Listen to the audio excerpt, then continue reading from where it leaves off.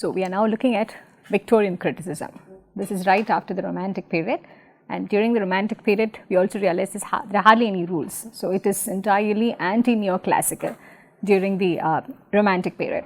So they try to move away deliberately from the classical rules as well as from all kinds of guidelines and all kinds of notions which were laid down for different kinds of genres and different forms of art forms itself. Yeah. So by the time that Arnold starts writing, there's hardly anything in terms of a critical principle. Almost everyone can write criticism, they think, and everything is accepted in the name of evaluating literature. So Arnold, incidentally, since he comes at such a historical time too, he becomes the first one after Aristotle to lay down principles again.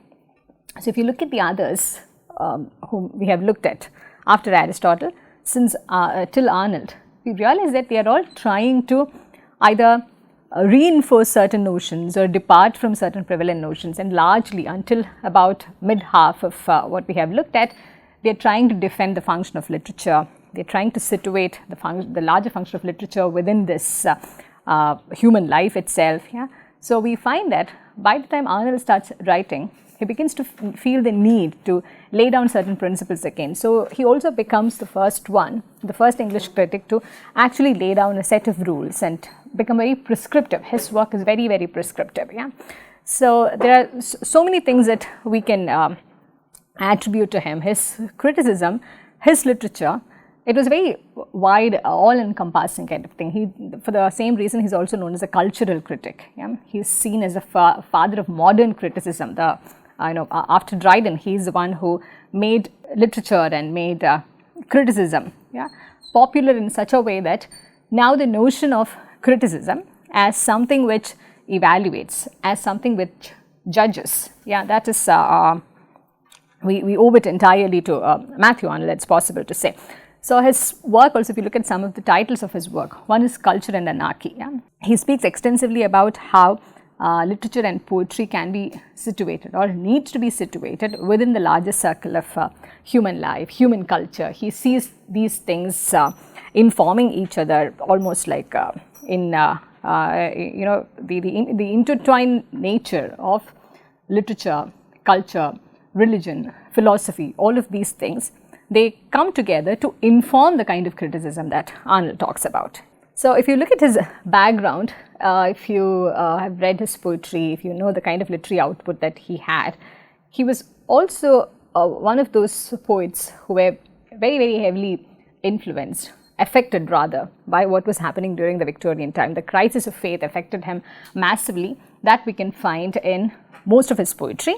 And it's during a later stage that he turns to prose and criticism entirely. So some critics are also of the opinion that when the poet in him was entirely exhausted, he turned to criticism. Yeah? So that is also something which is said about him. And Arnold also thought that criticism was inferior to creative literature. He does not really write for the poet as such. He is known as a critic's critic.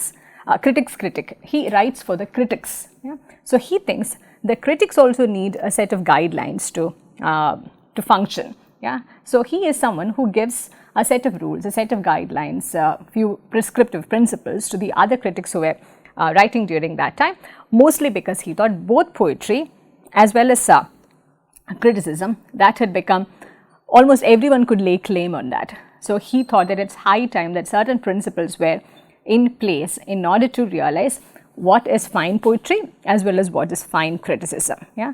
Even for evaluating good poetry, you need to have certain kinds of standards as a critic, as someone who's laying down rules. Yeah?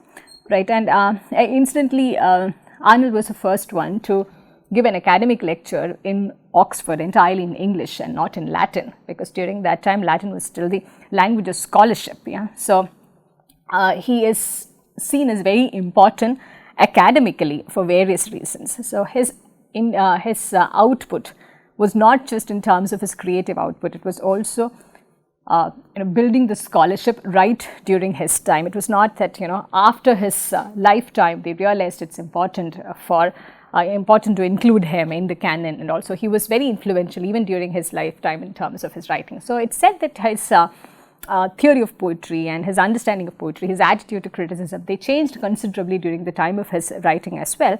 So, one of the earliest things that he wrote, it was a preface to poems published in 1853. So, there the intention of that preface was also to talk about his own work. So, one of the poems that he had included in the first set, Empedocles on Etna. So, in the second edition, he decided to exclude that poem because he thought the seriousness of the emotion was not really captured in that. For instance, he was also one a critic who thought that Hamlet was not entirely a complete kind of a play, because the emotion did not really result in any kind of action. The emotion, whatever the protagonist was embodying, that did not really translate, or the dramatist, the author, could not entirely translate that emotion into any kind of action which could be perceivable by the reader. So, that was seen as an inferior sort of thing. So, in the same way, he thought one of his poems, which was considered very well received by the readers, he thought the seriousness was not really captured by the poetry, the work that he had written. He had similar kinds of reservations about Chaucer too. He says, he thought that even Chaucer had, he need not be considered such a great poet because his work lacked seriousness. So, he was someone who had these very radical views about poetry, but at the same time, maintained a conservative standard when it comes to poetry. He could question the classics, like he could completely disown Chaucer's writing by saying, just because he is important historically, we need not elevate him to that stage. But at the same time, he admired Dante, Homer, and said these should be the standards by which poetry should be evaluated. So, this is one of the earliest essays that he wrote on the function of criticism. So, there he talks about this important notion that needs to be kept in mind, disinterestedness. It's about, we'll quickly read through this, what he says it's disinterestedness. The rule may be, it is of the last importance that English criticism should clearly discern what rule for its course in order to avail itself of the field now opening to it and to produce fruit for the future it ought to take. In this essay, in the first part of the essay, he says the entire Europe is looking up to English critics and the English literary field, to get some kind of insight about the ways to do criticism in the contemporary. So, the rule may be summed up in one word, disinterestedness. And how is criticism to show disinterestedness? By keeping aloof from what is called the practical view of things, by resolutely following the law of its own nature, which is to be a free play of the mind on all subjects which it touches, by steadily refusing to lend itself to any of those ulterior political practical considerations about ideas which plenty of people will be sure to attach to them, which perhaps ought often to be attached to them, which in this country at any rate are certain to be attached to them quite sufficiently, but which criticism has really nothing to do with. So, he advocates for this divorce between any kind of political reading as well, political in a very large sense. He encourages, he is someone who really had played a very significant role in transforming criticism to the way in which we largely see now, by encouraging us to look at criticism as a disinterested thing. It's also a very academic thing that he does. He lays down rules, there are certain principles. This is something which need not tie up with what he says the practical view of things.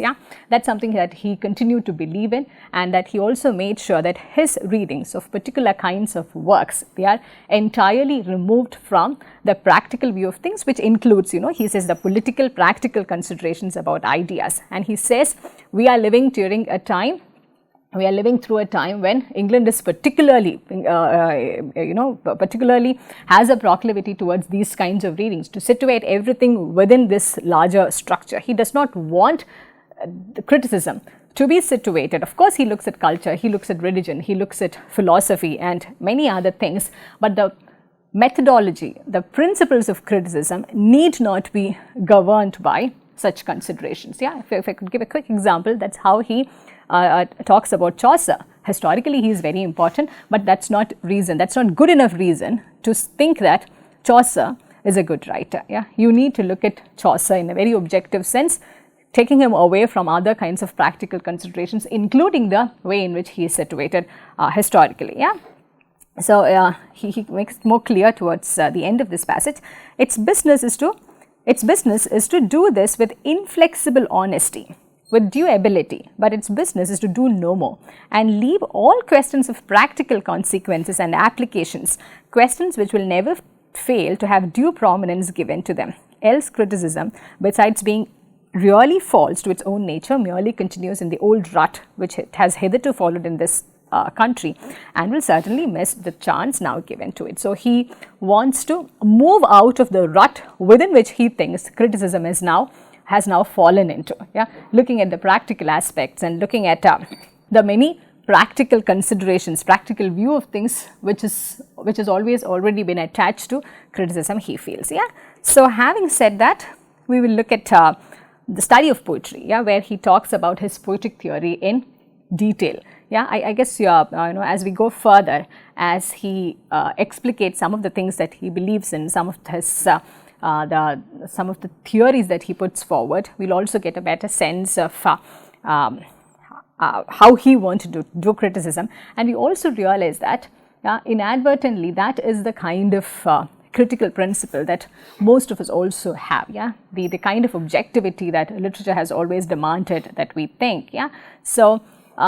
We of course, as we have mentioned before, post mid 20th century, particularly from the 60s, 70s, yeah, with this turn towards theory in a big way, with this turn towards post-structuralism, a lot of fundamentals have changed, a lot of attitudes have changed, but the conventional way of doing criticism, we find that in terms of the practical applications, in terms of the methods of doing criticism, we owe a lot to Matthew Arnold. Whether we agree his method or not, we find that that's how things have been done for the longest time as well. Yeah. So, he had written extensively. So, he begins this work, study of poetry, with a quote from one of his own works. Yeah. So, we read this quote entirely. The future of poetry is immense, because in poetry, where it is worthy of its high destinies, our race, as time goes on, will find an ever surer and surer stay.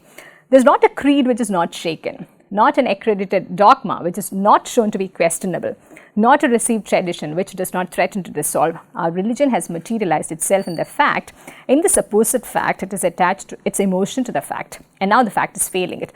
But for poetry, the idea is everything. The rest is a world of illusion, of divine illusion. Poetry attaches its emotion to the idea. The idea is the fact. The strongest part of our religion today is its unconscious poetry. Yeah, so he sees poetry in everything. He thinks poetry is extremely important. Yeah, and this is one belief that he continues to hold upon. Even if you look at his poetry, Dover Beach, I guess that's a poem that you're familiar with. Yeah, towards the end, he says, yeah, amidst all this confusion, yeah, maybe the only solution that he sees, it is in love. Yeah, so it's a very prophetic way of looking at things. In some way, it's also a very very romantic way of looking at it. Yeah, romantic not in the sense of the romantic movement, it's also a very romantic way of looking at love as the solution for everything, creativity as a solution for everything. So, he is someone who sees poetry in everything as a universal thing. If you again think about Dover Beach as a poem, he says, whatever crisis of faith that now I am hearing in the ebb and flow of the sea over here, it's the same thing that Sophocles heard too. Yeah, so there is a certain universality with these kinds of crises and emotions that he sees, which could date back to the classic times. It's the same set of things. Yeah, not to say that in a very redundant fashion, but to say that poetry was always already there everywhere, capturing everything. And he goes to the extent of saying that that's the only religion that they have at that moment. And this is also the time when England is going through this, entire Europe is going through this massive crisis. A lot of major events have happened. More importantly, Darwin had happened. The economic theories and things that they believed in, everything had changed. Yeah, so it's also the time, and the last session also we spoke about it, it's also the time when Freud, Marx and Darwin happen to the world, and they realize that man is not really entirely in control. They realize that whatever enlightenment had promised, yeah, maybe it was good for advancing the capitalist, good for advancing the imperialist ideas, but beyond that, yeah, man as an individual, he's not entirely in control. There are economic things which could take control of him.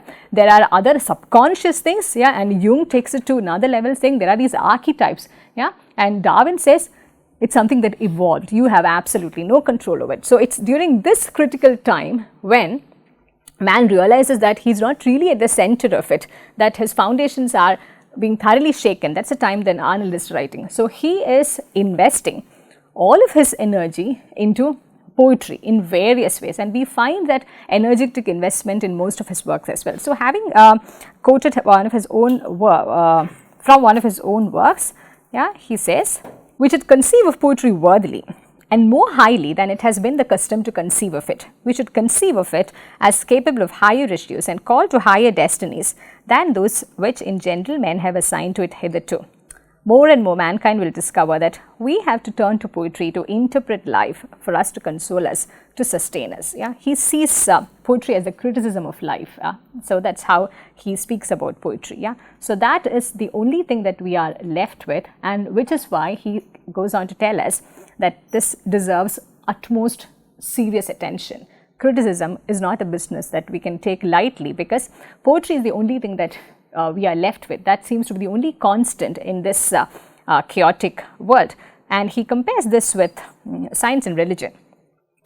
Without poetry, our science will appear incomplete, and most of what now passes with us for religion and philosophy will be replaced by poetry. Science, I say, will appear incomplete without it. For finely and truly does Wordsworth call poetry the impassioned expression which is in the countenance of all science. And what is a countenance without its expression? Again, Wordsworth finely and truly calls poetry the breath and finer spirit of all knowledge. Our religion, parading evidences such as those on which the popular mind relies now, our philosophy, pluming itself on its reasonings about causation and finite and infinite being, what are they but the shadows and dreams and false shows of knowledge? Yeah. So mind you, he is living during a time when there are a lot of scientific advancements happening. It's a very, very revolutionary time. That's also the time its industrialization has happened in a big way. So in every way, yeah, just when human beings thought that things can't get any more better, it's happening in both ways. On the one hand, life is getting easier. A lot of things are happening. Railways have happened, transportation, communication, everything is being challenged in a big way. Science is such a big thing, but at the same time, they realize that with this penetration of science into everyday life, the foundations which they thought were rock solid, they are also being shaken in a big way. Yeah. So this is the time when he says, yeah, there are also these false shows of knowledge. Certain things appear as being knowledge. This is also the time when these thinkers and critics, they begin to question the idea of knowledge itself, how useful this kind of knowledge is and how that is affecting humanity. Yeah. So he is writing at such an interesting and turbulent time where he needs to situate criticism and literature in a different way altogether. So now he gets on to from the next passage. Yeah, he says, now that we all believe that poetry is the only thing that we are left with, yeah, he goes on to tell us, if we conceive thus highly of the destinies of poetry, we must also set our standard for poetry high. We cannot take this lightly at all, since poetry, to be capable of fulfilling such high destinies, must be poetry of a high order of excellence. Yeah. If poetry is the only thing that you are left with, if that needs to be seen as superior to other forms of knowledge, even superior to science, religion, everything, faith on all of those things are being shaken during those times, then he says, then anything and everything cannot become poetry. You need to set very high standards to evaluate what poetry is exactly. We must accustom ourselves to a high standard and to a strict judgment. Yeah? That's also a time, thanks to Romanticism, almost everyone is writing. Yeah? And novel has emerged as a big form. Yeah? So literature is no longer this coveted, privileged property of the of only a certain class. Lot of people are beginning to engage with these newer kinds of writings. There are writings coming from not produced only from London. Yeah, so it's becoming very. It's becoming a mass thing in a big way. It's becoming a very popular thing. Yeah, where everyone has access to these forms of writings as well. So he uses, he's someone who is also, very concerned about the decay or the failing quality of these kind of things. And he uses a very strong word over here, charlatan as much as you please.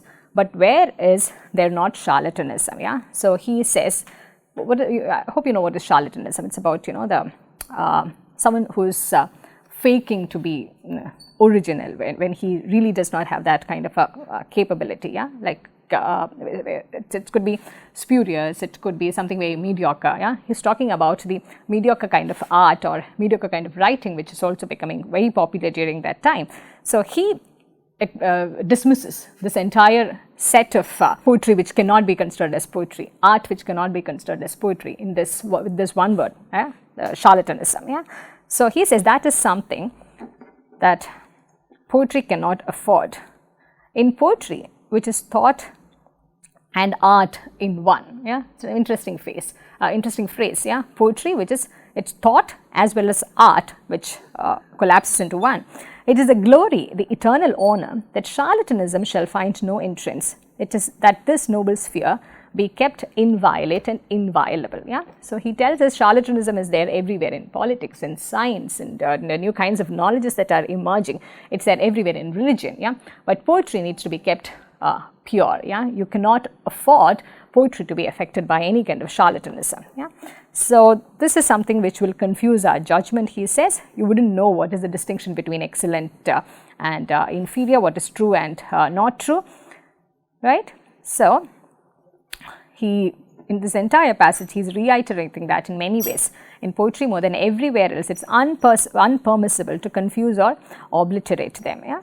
So, and the criticism of life will be of power in proportion as the poetry conveying it is excellent rather than inferior, sound rather than unsound, or half sound, true rather than untrue or half true. Yeah?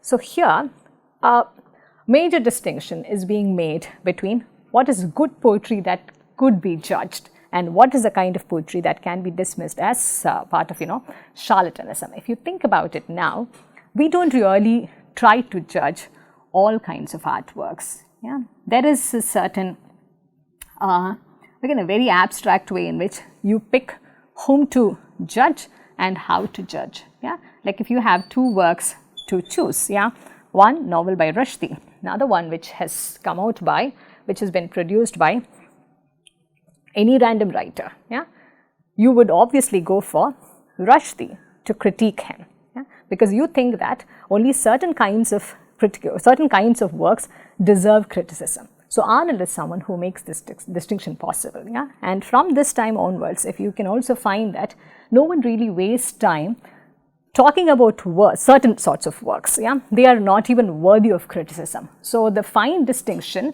even before the critical methods are being applied to particular works, yeah, the first decision is like which work to critique and which one not to critique, yeah. Like, we have this in every kind of field now. If you take the case of movies, only certain kinds of movies are sent for awards, yeah. You know that only certain kinds of movies can be evaluated critically. You know that only certain kinds of movies certain kinds of texts could be brought to classroom, yeah. So there are these guidelines which are in place. Now it seems more or less like common sense, but we need to know that there is a historical process even behind that. Yeah? And Arnold is one of the critics who had played a very key role in making this possible for a good reason or for a really terrible reason, one wouldn't know for sure, but yeah, this is very important for us to realize that he is the one who makes this distinction extremely important, and who also advocates this thing about all kinds of writings do not deserving the title of poetry or title of whatever genre it is, yeah, right. So he talks about the best. When he talks about the power of poetry, he clarifies that it's only the fine poetry, the best poetry, which has the power to become all of these things, the power to become science, religion, philosophy, when all of those things have failed mankind during those times. Yeah? So he's telling us how to make this decision. He talks about two ways in which we can make this estimate, the real estimate. The only true one is liable to be superseded if we are not watchful by two other kinds of estimate, the historic estimate and the personal estimate, both of which are fallacious. He tells us about the two ways in which literature has been judged, yeah, during that time. Yeah. So what is the first one? The personal estimate. A poet or a poem may count to us historically They may count to us on grounds personal to ourselves, and they may count to us really. Yeah. So this is what he thinks is the only thing that matters, the one that counts to us really. He'll come to it shortly. They may count to us historically, which is the course of development of a nation's language, thought and poetry is profoundly interesting. And by regarding a poet's work as a stage in this course of development, we may easily bring ourselves to make it more of importance as poetry than in itself it really is. We may come to use a language of quite exaggerated praise in criticizing it. In short, to overrate it. Yeah, this is something that we know is true in all kinds of literary histories. There would be these, first works published. Yeah, you will say critically it is deficient in many ways, but it is very important because it's the first. And also, if you talk about Beowulf, for instance, in the history of English language and literature, we talk about Beowulf not because it is the best thing that has ever happened to the English world, because it's the first thing, the first documented thing. Yeah, you need to talk about it because it's important for the nation. Yeah, so he's making a distinction over here between those sort of works which are important historically. Yeah, and if you think about any literary history that you're familiar with, there are always these important literary markers that you have to talk about for historical reasons. Yeah, and Arnold is the first one who tells us, do not rate them for other things. Yeah, their importance is historical. That is a historical estimate. Give it what it deserves. So arises in our poetic judgments a fallacy caused by the estimate, which we may call historic. And he is alerting us against this thing about considering that historical work poetically superior. Yeah, because the estimate is entirely based on certain historic reasons. Then again, a poet or a poem may count to us on grounds personal to ourselves. Our personal affinities, likings and circumstances have great power to sway our estimate of this or that poet's work and to make us attach more importance to it as poetry than in itself. Yeah, it really possesses, because to us it is or has been of high importance. Yeah, and that's also something which critics had been doing. Yeah, if you look at the language, if you look at the rhetoric used in many of those works, it's also based on their personal affinities. Yeah, they sometimes, if they do not like some of the personal choices that they made. For instance, Dryden, when he talks about Chaucer, yeah, he has certain problems with the kind of Dryden has problems with some of the political choices, political affiliations, or the detachment that Chaucer had. That also has a bearing on the way in which Dryden judges Chaucer. Yeah, or maybe the body language he says, which is there, what do you call the tales, Wife of Bath's Tale, the Knight's Tale. He thinks it was very body and it cannot be included in the contemporary, during the neoclassical time. Dryden talks about it. Yeah, so those sort of personal things can also become important when you are judging a work. Arnold is seeing both these as flawed ways of looking at literature, judging literature, the historical estimate as well as a personal estimate, because both are biased in many ways, which is why he talks about the need for this disinterestedness, which is which will not have any practical considerations in mind, neither historic nor personal. So these are the term that he uses is a fallacy. Yeah, so these two could be, they could lead us to praise a work which is not really, which really does not deserve, with undue exaggeration. Yeah, both fallacies are natural. It's evident how naturally the study of history and development of poetry may incline a man to pause over reputations and works once conspicuous but now obscure, and to quarrel with a careless public for skipping, in obedience to mere tradition and habit, from one famous name or work in its national poetry to another, ignorant of what it misses and of the reason for keeping what it keeps and of the whole process of growth in its poetry. Yeah,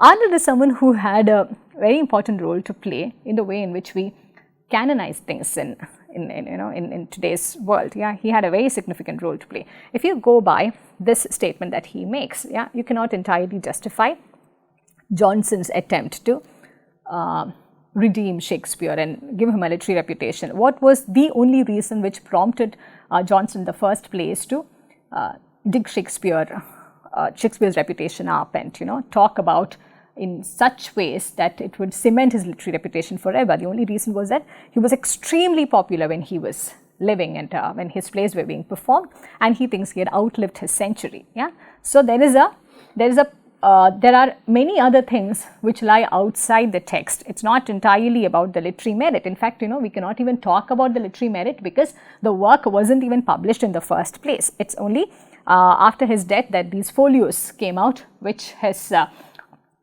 the co-actors and others had put together, right. So, in that sense, it is largely based on a historical estimate, yeah, along with a very biased kind of a personal estimate. Yeah, that is how Johnson takes up that work. So, he is very critical about, he does not mention that as such, but Shakespeare is not someone that Arnold praises in exaggerated terms, as usually Chaucer, Shakespeare. He looks at all of them with a lot of skepticism. Yeah, he thinks it is largely based on the historical mileage that they receive, that one continues talking about them. Yeah, right. And this is the distinction that he pleads for. We must plead for a distinction. Everything depends on the reality of a poet's classic character. Yeah? So, he is not really going back to the classical rules. This is not a recycled version of the neoclassical age. Yeah? He is beginning to tell us about certain methods to be used, and he is stressing the need to maintain a classic character. Yeah? So, here we find that poetry also becomes a very elitist kind of thing. It is not something which anyone can write, it is not something that anyone can judge. It needs to have a classic character. If he is a dubious classic, let us sift him. If he is a false classic, let us explode him. Yeah? So, here there are two things happening simultaneously. One, the need to judge the poetry which is available in and around him during that time. Secondly, to understand the true nature of the works which have been handed down to us as classics. Yeah, going back to those classics, and that's why he says, yeah, if he is a dubious classic, let's sift him. If he is a false classic, let's explode him. So, the assumption is that the works which are considered always already classics, yeah, there are different kinds. Some of them have been considered classic, they just earned it in an easy way because of the historical estimate, or some critics thought that he's personally very influential. Yeah. So, it's important to look back at those works which are deemed as classics and to see whether they are actually classics or not, and based on that you judge the works of the contemporary. If he is a real classic, if his works belong to the class of the very best, for this is the true and right meaning of the word classic, classical, then the great thing for us is to feel and enjoy his work as deeply as ever we can, and to appreciate the wide difference between it and all work which is not the same high character. So, again, this is a useful move, but this also has its inherent fallacies, yeah, because here he is suggesting that use something as a model. Yeah, you go back to the classics. Not all classics can be used as a model. Fine, that is a very fine move. That's a very it's an iconic thing to say at this point of time in criticism. But again, to say that certain works which fit the category of this true classic, to say that use them as models to judge the works of today, to judge all other works, yeah, that could be a very, very flawed way of looking at criticism. But if you think about the larger scheme of things, yeah, in the 20th century, yeah, every critic had a model in mind. Yeah, it was on the basis of that works were being judged. Yeah, for instance, if you look at the contemporary, the post 1980s, how the way in which Indian fiction has formed, in very direct as well as indirect terms, Rushdie becomes a model. Yeah, so anyone who does not write the nation, anyone who does not have that sort of a narrative, yeah, we do not find them really getting a place in the canon either. If you look at a series of works, Rushdie, Ghosh, and Vikram Seth, yeah, all the others who had been writing, there are these mega stories which would fit within the story of the nation, or they try to tell the story of the nation in a different way altogether. You think about all those who have been left out, yeah, from the canonical understanding of what Indian fiction is, what Indian writing is. Historically, we will find that it has always been like that. If you look at, the 1930s and 40s, yeah, everyone talks about, there are a lot of works about Gandhi. It's a period of, there's even this category which later came to be termed as Gandhi fiction. Yeah. So, whoever has not written about those things, yeah, or the nationalist movement, yeah. For instance, G.V. Desani is all about H. Hatter. That's a work which gets attention only after Rushdie publishes his work. This is a 1947 novel, all about H. Hatter, yeah, which is seen as, again, like Tristram Shandy, one of the works that predates postmodernism, yeah.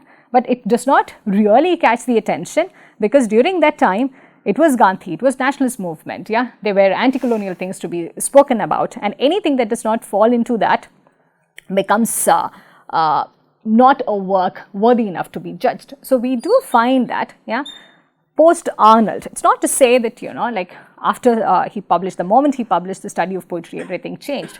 Yeah, there's a convenience which we can attribute to this model as well. You find certain things, okay, if it is of this kind, yeah, you take this for serious study, for serious criticism. If it does not fit into these, if it does not have these markers, then there is no need to study that as serious work of literature at all. Yeah, we do have these distinctions in our mind, as we know, for what is worthy of serious literary study and what is not. We also know that, a personal preference cannot become a reason, a good enough reason for taking a work. If you're being asked to talk about a certain work, and if you need to give a rationale for it, you can never say that I read it and I loved it, so I'm going to work on it. Yeah, that is not seen as a good enough reason. That's not seen as a reason which is objective enough. But during Johnson's time, this is where I want to see you to see the difference. Yeah, during Sidney's time, during Johnson's time, due to the kind of stature that they had, if they said, I approve of it, yeah, because it's one fine mind, yeah, approving something, that was good enough. Yeah, and even Longinus very briefly spoke about it. If a set of people, yeah, who had similar kinds of, learned faculties, if they all thought a certain work was elevating, yeah, it was good enough to think that that was a work of sublime quality, yeah, because fine minds can have the ability to produce good criticism. Arnold is debunking that, but at the same time, he is also introducing newer kinds of myths. There are certain kinds of myths he is debunking, but he is also introducing new myths by saying, okay, look at classics and bring back the classics which are truly, really classics. Yeah, we will find that, as we go on, we will find that that's a bit problematic to find what is really a classic, yeah, which is the true classic and which is a dubious one, and then to use that as a standard to evaluate everything. Yeah, so there are certain very radical things that he proposes, and also some certain things which we will find are quite flawed as well. Yeah, so he's in this entire passage he's reiterating that, and this thing about overrating a work. Yeah, he's the first one who spoke about it. He ought to enjoy the true classic all the better for his investigations.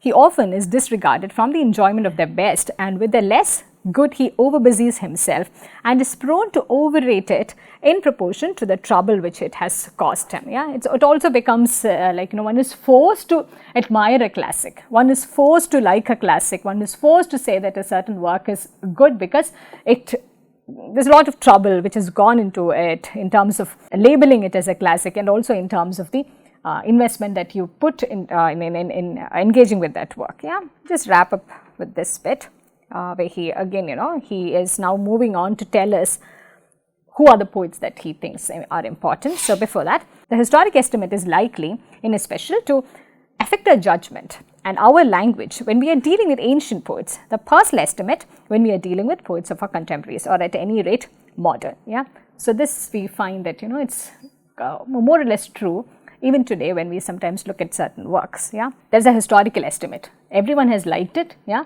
so you think that there are certain kinds of works, even even when you're growing up, you think that you have to read them. If somebody asks you, have you read them? Yeah, it's such a shame to say you haven't. Yeah, so there are those kinds of works which you think, which everyone thinks everyone should read. Yeah, and there are certain kinds of works, when you read it in the contemporary, it may have a personal appeal on you because of the circumstances, or it could happen to any kind of artwork. It's a very temporal thing. It will have a major effect on you during the time when you are reading it, due to any kind of influence. It could be your age, it could be your gender, it could be the historical considerations of those times.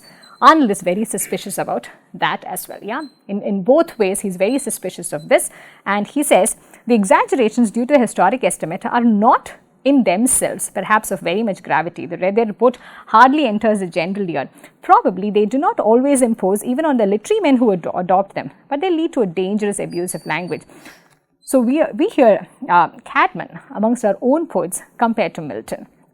I have already noticed the enthusiasm of one accomplished French critic for historic origins. Another eminent French critic comments upon that famous document of the early poetry of his nation, the Chansons du Roland. Yeah, these are the works which are important at that point of time in English history, in European history. Yeah, everyone talks about these works. Yeah, so Arnold becomes extremely important at this point of time because he thinks, yeah, and also in a very rational way, there's a method to question those works which have been handed down as canon, as important in a historical sense. Yeah, he gives away some of his own assumptions also. One thing is of Homer.